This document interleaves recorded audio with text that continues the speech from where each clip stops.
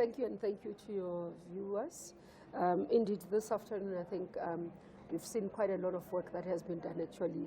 Major work with the heads of states. Agreements under environment has been signed by the Minister of Environment, Minister Molewa. Minister Nzimande has signed an agreement. I think those were the two agreements that I think I can majorly say. Brazil signed together with is it India? No, it's India. Let me not say Brazil. It's India that signed together with the Brics Bank. And obviously we received a report from the Business Forum that was handed over to the heads of state per usual. And just give us an idea how these will affect the economy and our lives.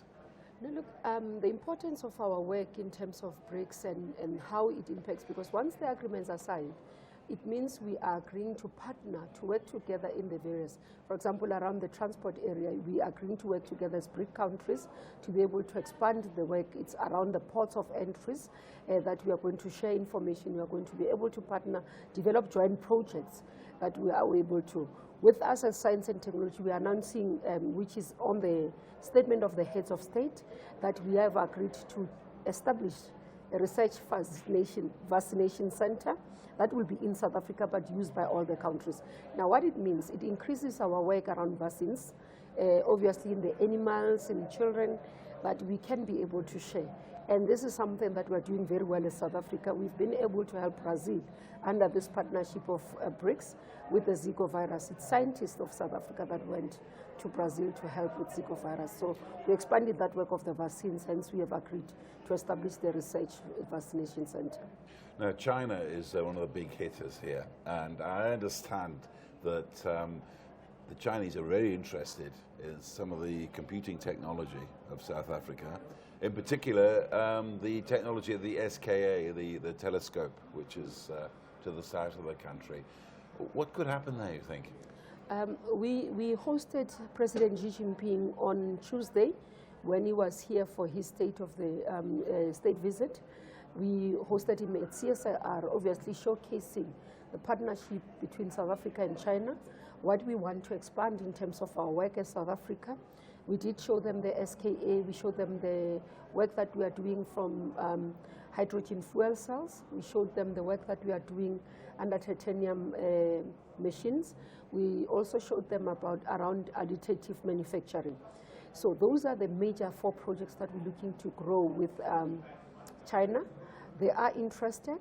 One of the things as well we have agreed is that China has, in their years, have developed many. They said they've got about 165 science centers or science communities that they've created. We're learning out of that, seeing how they are doing it, and seeing if we can be able to partner with them in South Africa to be able to develop those science centers. Yesterday, Minister of Science and Technology of China, after the state visit, he went to SKA site, because out of the work that we have done, we've developed 64 meerkat dishes. We are done. We're able to get the beautiful pictures that we saw in a few weeks ago. Then now we're starting with building the 137 satellites. And China is partners with us because they are part of us in the SKE organization, but they've already delivered their first prototype dish on site. So it's currently now being lifted, and the minister went there on site to do this. So we believe out of that we'll be able to see a lot of investment coming from China, being interested. Though they are saying that our computing is not the biggest and fastest, they're saying they are, and we're saying no, we are. I think Minister, after being on the site yesterday, he will be able to accept and they'll start now working with us closely in that. How could this translate into jobs and investment in Africa here?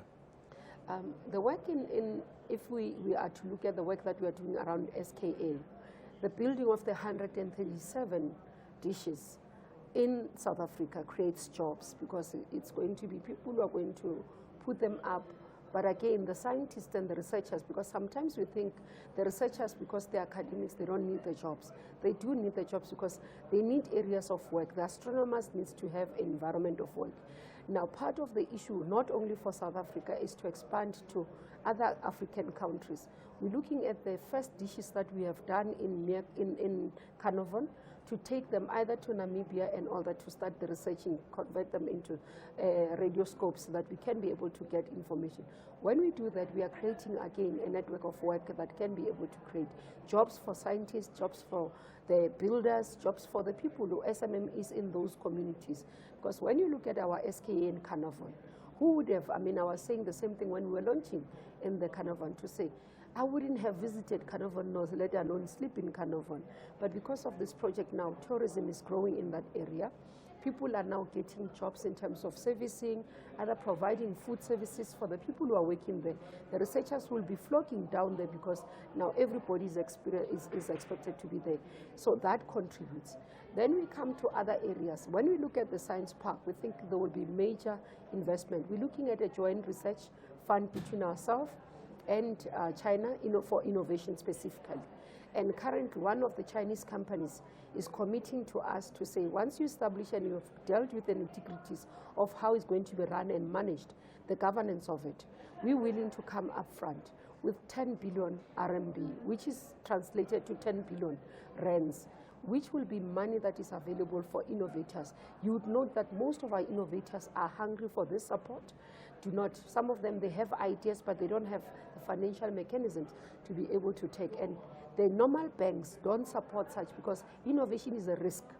It's not something that has been tested, something that you can guarantee a return on investment. So you need special funding for such projects.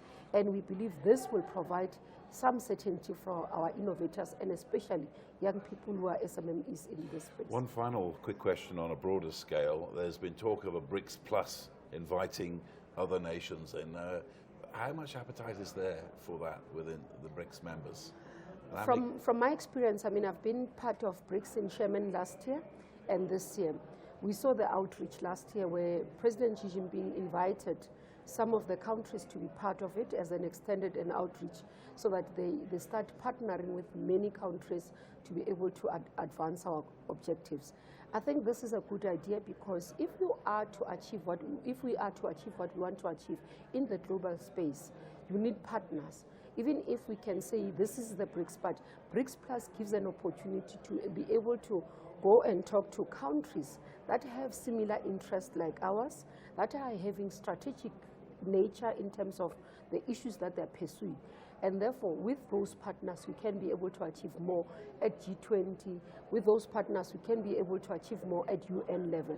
So that, for me, I think it's important. And you know that President Ramaphosa as well has extended the invite and made it a Brics Plus. By tomorrow, we're having the outreach with many countries participating. And just finally, very briefly, who would likely to be the first countries to be asked to join a Brics Plus? No, we are, as South Africa, we are members of Brics. But for the Brics Plus, countries such as Iran, I think it's very strategic for us. What about Nigeria? Nigeria as the continent, that's why I'm going for quite strategic. You can know we're battling with the issues of fuel and oil here. So that's why my mind runs specifically to Iran. If they're part of us and we have access to that oil, it can help us elevate a lot of problems that we have and pressures around oil. Nigeria, currently, President went to Nigeria for partnership, because we understand in South Africa that if we can't work together with Nigeria in this continent, we will not be able to achieve much. So we think that the participation of Nigeria and coming on board of Nigeria to be able to come part of Brics Plus will help us a lot.